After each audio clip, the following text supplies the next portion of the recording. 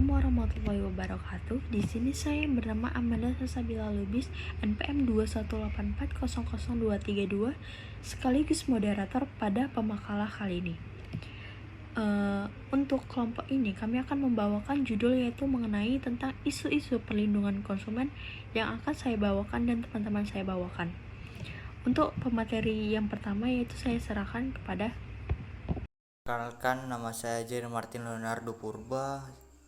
Saya pemateri pertama. Saya akan membacakan isu-isu konsumen.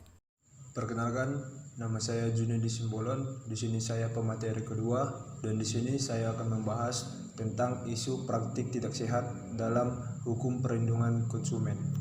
Pertama sekali, perkenalkan, nama saya Agustinus Romario Saloho dengan nomor NPM 218400172. Dengan ini saya sebagai pemateri ketiga.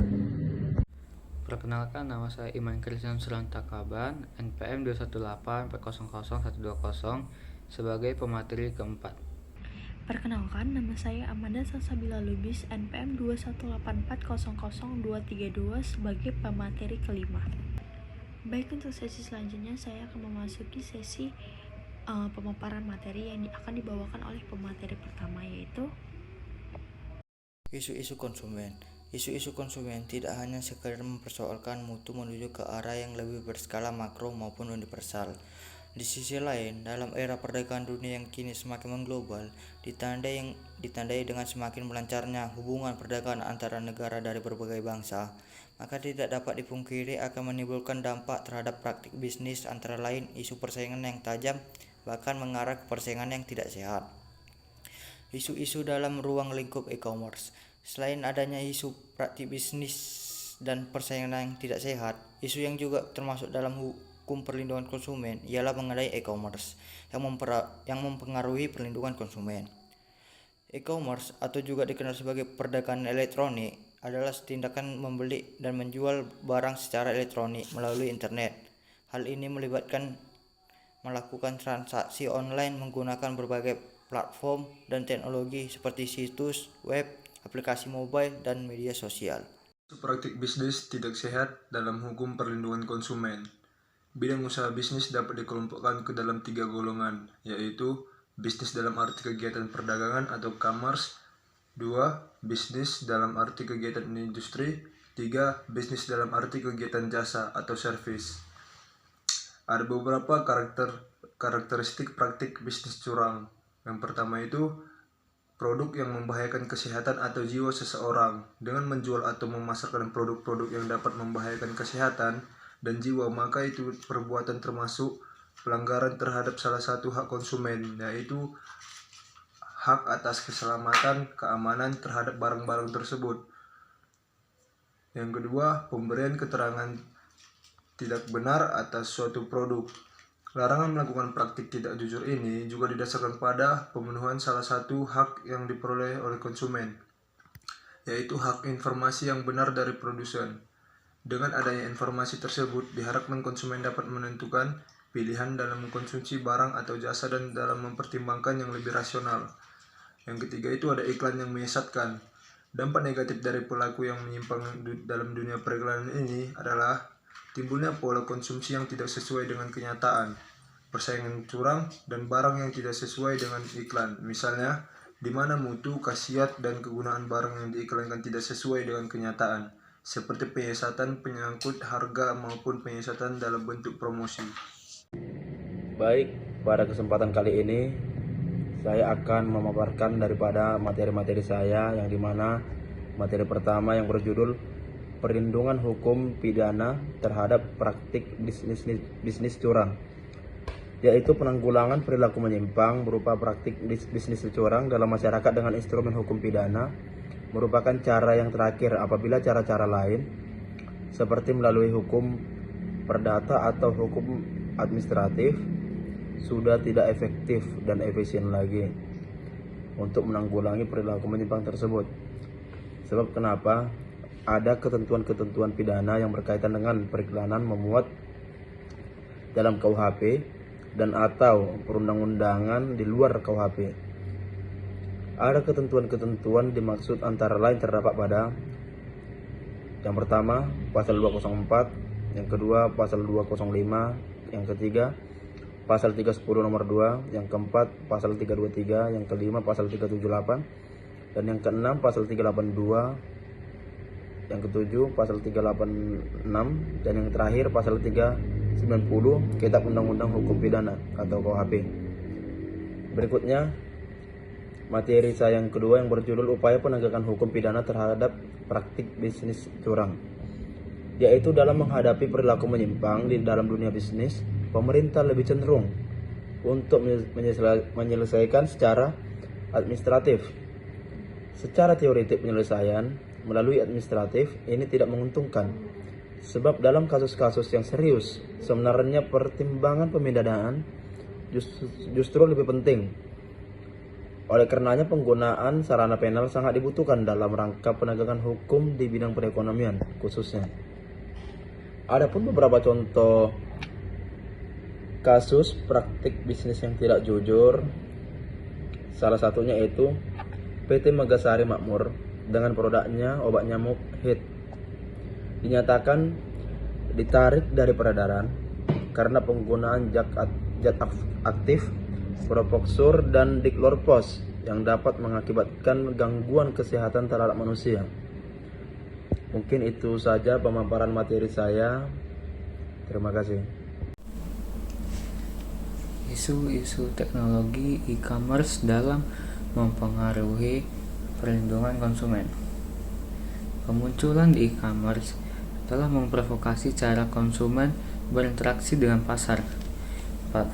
Platform e-commerce menawarkan kenyamanan, pilihan, dan aksesibilitas, memungkinkan konsumen untuk menelusuri, membandingkan, dan membeli produk dan layanan dari mana saja dan kapan saja.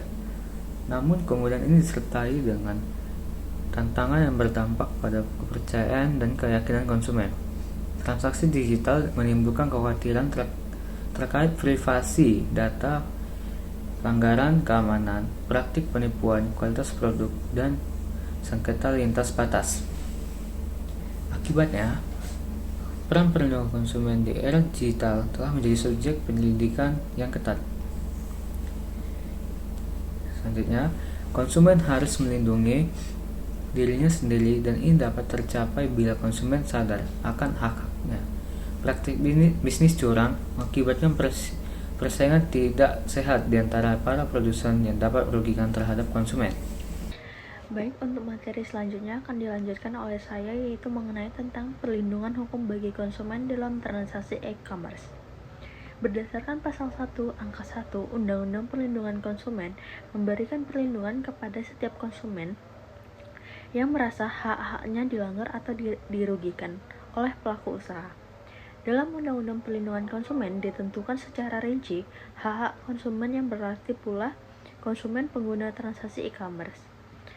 Terdapat juga pada pasal 4 Undang-Undang Perlindungan Konsumen berdasarkan pasal 4 huruf B tersebut dalam kaitannya dengan konsumen pengguna transaksi e-commerce, maka pihak pelaku usaha atau penjual harus menyediakan barang jasa dengan nilai tukar dan kondisi serta jaminan yang dijanjikan. Berdasarkan pasal 4 huruf C, pelaku usaha atau penjual dalam transaksi e-commerce sebaiknya memberikan keterangan secara jelas mengenai produk, kondisi, dan spesifikasi barang atau keterangan lainnya yang berkaitan dengan barang yang diperjualbelikan. Berdasarkan pasal 7 huruf B menyebutkan bahwa pelaku usaha berkewajiban memberikan informasi yang jelas dan benar, jujur mengenai kondisi dan jaminan barang atau jasa serta memberikan penjelasan penggunaan, perbaikan, dan pemeliharaan barang tersebut. Berdasarkan pasal 7 huruf D berkaitan dengan konsumen penggunaan transaksi e-commerce, maka pelaku usaha atau penjual wajib menjamin mutu barang atau jasa yang diproduksi sesuai dengan standar mutu barang dan jasa yang berlaku serta sesuai dengan kondisi barang yang ditawarkan. Selanjutnya masuk ke perlindungan hukum bagi konsumen dalam transaksi e-commerce. Terdapat perlindungan hukum ditinjau dari Undang-Undang Informasi dan Transaksi Elektronik. Undang-Undang Nomor 11 Tahun 2008 tentang Informasi dan Transaksi Elektronik mengatur beberapa ketentuan yang merupakan bentuk perlindungan hukum kepada konsumen pengguna transaksi e-commerce. Perlindungan hukum tersebut berdasarkan pasal 2 Undang-Undang ITE dan pasal 9 Undang-Undang ITE. Masuk ke dalam contoh kasusnya, yaitu e-commerce Tokopedia diretas hacker, 91 juta data akun pengguna dan 7 juta akun micet dikabarkan bocor dan dijual ke dark web. Pada 2019, Tokopedia mengklaim memiliki 91 juta pengguna.